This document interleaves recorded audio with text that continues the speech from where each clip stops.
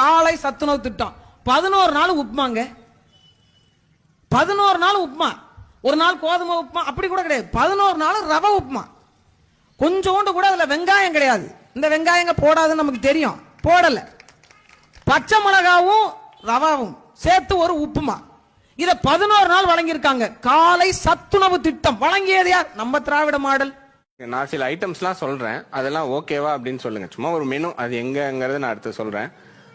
பார்த்தீங்கன்னா உங்களுக்கு வெஜிடபிள் பிரியாணி, அப்புறம் மீல் மேக்கர் போட்டு சோயா சங்க்ஸ் போட்டு பிரியாணி, அப்புறம் வந்து பார்த்தீங்கன்னா கொண்டைக்கடலை புலாவ், சரிங்களா? அதோட மிளகு முட்டை, தக்காளி மசாலா முட்டை வறுவல், அப்புறம் வந்து சில நாள் வந்து வெரைட்டி ரைஸ், புளி சாதம், கீரை சாதம், கருவேப்பிலை சாதம், அப்புறம் சாம்பார் சாதம், அப்புறம் இது கூட வந்து பார்த்தீங்கன்னா உருளைக்கிழங்கு வறுவல் கூட எக்கு. இதெல்லாம் எப்படி இருக்கு? இந்த மெனுலாம் கேட்கறதுக்கு எப்படி இருக்கு? நார்மலா இருக்கா, ரொம்ப அப்நார்மலா இருக்கா, பேலன்ஸ்டா இருக்குன்னு ஃபீல் பண்றீங்க? இந்த மெனு நான் எங்க இருந்து எடுத்தேன்னு யாராவது சொல்ல முடியுமா? தெரியலையா? நம்ம தமிழ்நாடு அரசு பள்ளிகள்ல இருக்கிற சத்துணவோட மெனு இது. அவ்வளவுதான்.